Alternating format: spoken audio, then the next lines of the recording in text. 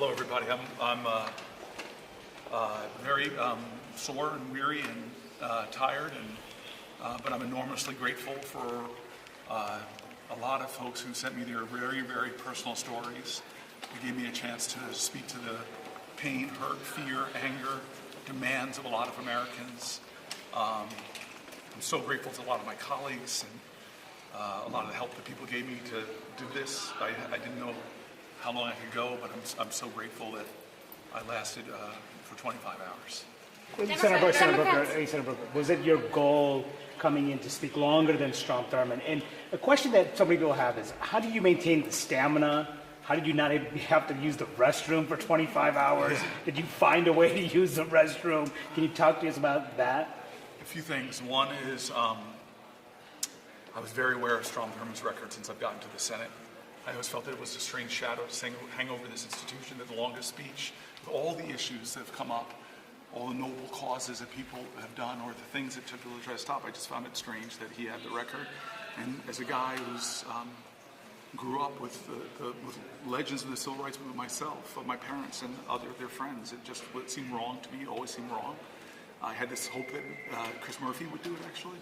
So I definitely had it on my mind, but as Chris and I joked, I'm 9 years older than when he and I did it for 15 hours, and my back was sore and my legs were hurting, so I just didn't know if I could.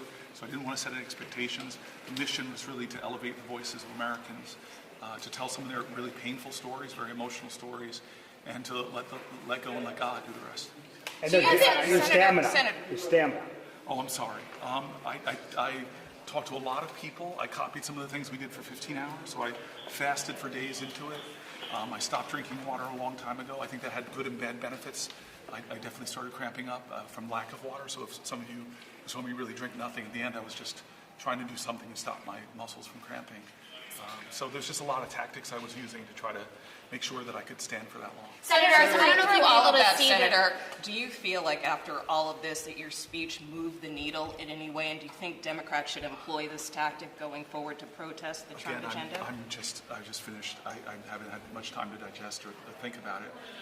I think that, and you guys have written about and talked about it, there's a lot of people out there who are asking Democrats to do more and to take risks and do things differently. They seem like the right thing to do, and from what my staff is telling me, a lot of people watched, and so we'll see what it is. I just think a lot of us have to do a lot more, including myself. Senator, I was going to say, I don't know if you've seen the reaction you've gotten, but millions of likes on TikTok. There were people outside this building with signs praising you for what you were doing. So can they expect more of this from you? Is this the future of Democratic resistance in the second Trump administration? I don't want to speak for Democrats. I speak for myself. My team and I have really been struggling in this period. Democrats have to own up for a lot. I think that we've contributed to where we are. I'm not just talking about losing an election. I'm talking about a lot of the ways that the partisan politics of this country have worked, and we should be stepping up and saying we accept a lot of responsibility for this moment. But we also have a lot of responsibility for meeting this moment.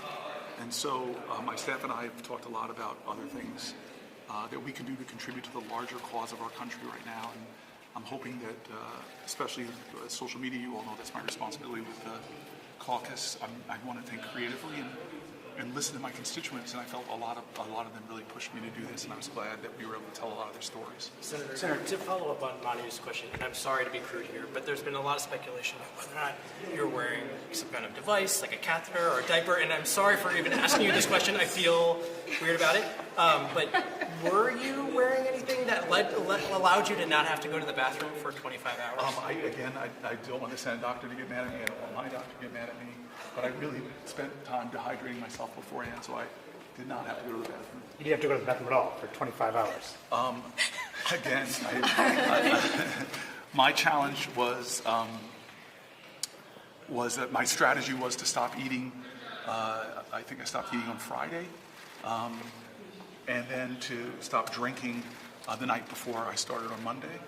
And that had its benefits and it had its really downsides. And so instead of fighting or figuring out how to go to the bathroom, I ended up, I think, really unfortunately dehydrating myself. And I'm a former athlete, so I know when you get dehydrated, you get a lot of cramps.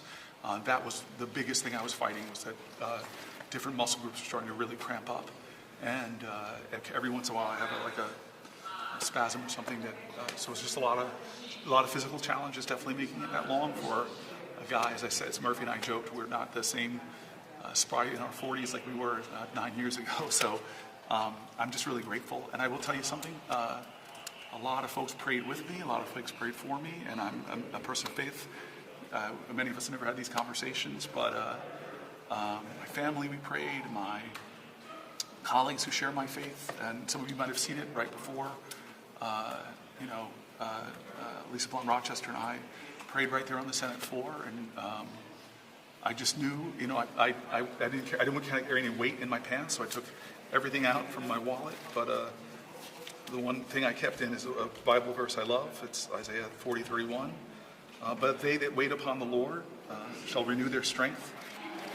They shall mount up with wings as if on eagles. Sorry, I don't have my glasses on.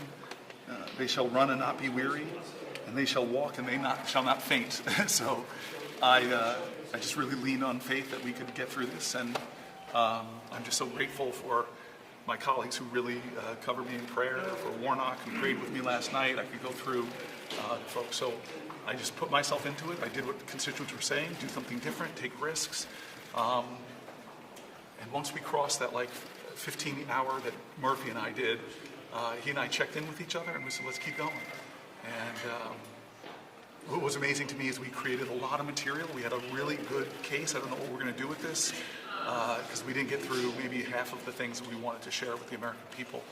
But in the end, I think that what was really important to us is that people heard the voices, the real, authentic voices of Americans who are afraid, hurting, angry, demanding, frustrated, and also that they felt some of my heart.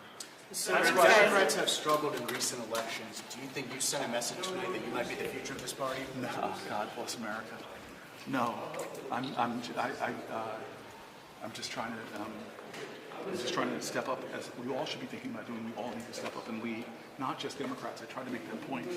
This is a time America needs some leaders who are not about what we're against, but about what we're for. And I'm really hoping that, as I said, a new generation of leaders in America are going to come. As that generation's heroes like John Lewis and John McCain are being called home, it's time for us to lead boldly again. Where's our country that used to start thinking of visions that are not about defeating another political party, but about bringing us to a new era in our country where we can be a light unto nations. So some of the cynics may say that this is. What's the first thing you're going to do when you get home? Check your worry. I'm going to go back to my office. We're going to check the worry. Don't worry. Yeah, meet your readiness. Thank you guys. Thank you.